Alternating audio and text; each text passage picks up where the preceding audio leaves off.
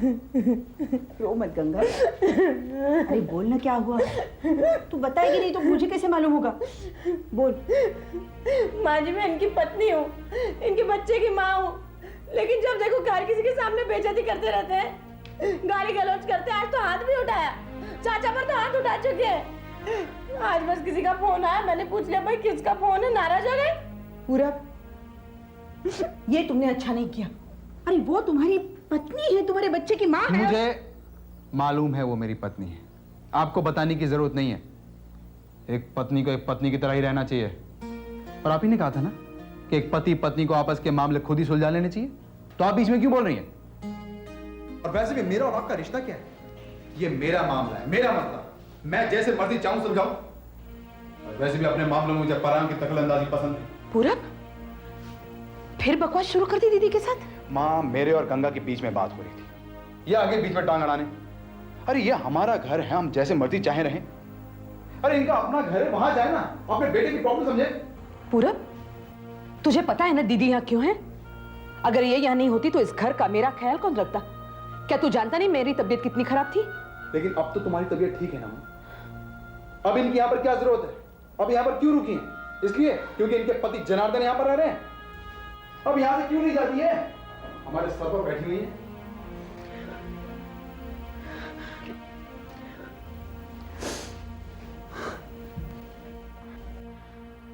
पूरब, मैं तुझसे तंग आ चुकी हूँ।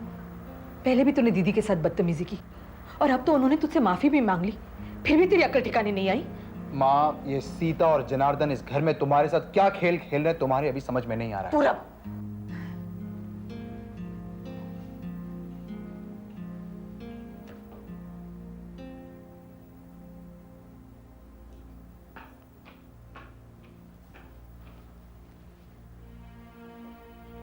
मैंने आपको इसलिए बुलाया कि आप आपके इंतजार के दिन खत्म हो गए।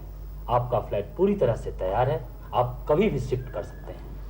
आपने मेरी बहुत बड़ी उलझन खत्म कर दी। हाँ, ये रही आपके फ्लैट की चाबी।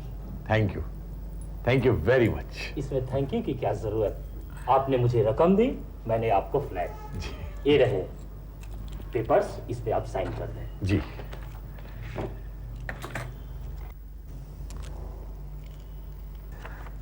एक बात बताइए, इस फ्लैट के आसपास, मतलब इसी फ्लोर पर या इसी बिल्डिंग में कोई ऐसा फ्लैट खाली है जो रेडी पोजीशन में हो और किसी को बेचा ना गया हो? हाँ है, आपके ही फ्लोर पे। किसके लिए चाहिए?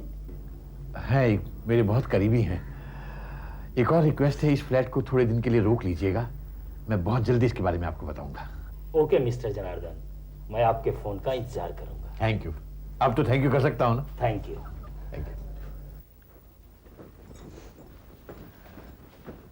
दीदी, दीदी ये क्या कर रही हैं आप? अच्छा हुआ मुझे पूरब ने एहसास दिलाया कि मेरा भी घर है, मेरी भी कुछ जिम्मेदारियां हैं। और मीठा, अब तो तुम्हारी तबीयत भी बिल्कुल ठीक है। दीदी, दीदी मैं पूरब की तरफ से माफी मांगती हूँ। वो तो बहुत बिगड़ गया है, मेरे तो समझ में नहीं आता मैं उसका क्या करूं। दीदी आप पूरब की वजह से मत जाइए, मैं हाथ जोड़ती हूँ। अरे नहीं मीठा, मुझे मत रोको। मैं यहाँ रुकूंगी तो उसे और गुस्सा आ जाएगा। और फिर सच बात तो ये है कि तुम्हारी तबीयत बिल्कुल ठीक हो गई है। और फिर वहां मोहन भी तो अकेला है, मुझे उसकी चिंता है। वो कितने दिन होटल का खाना खाएगा? हाँ,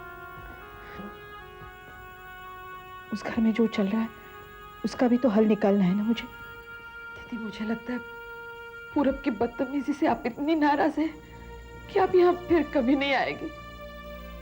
अरे नहीं नहीं मीता, मैं शहर छोड़कर थोड़ी जा रही हूँ। जब तुम्हें और इस घर को मेरी जरूरत होगी मैं जरूर आ जाऊंगी। और फिर गलती मेरी भी तो थी, मैं पूरब और गंगा के मामले में क्यों बोली? गंगा ने मुझसे आकर शिकायत की, इसलिए मैं पूरब को समझाने लगी। ठीक ही तो है, मैं कौन होती हूँ उनके बीच में बोलने वाली? लेकिन दीदी, लेकिन कुछ नहीं, बस अब मुझे जाना है। अच्छा दीदी चली जाना, जनार्दन के आने तक तो रुक जाइए। नहीं,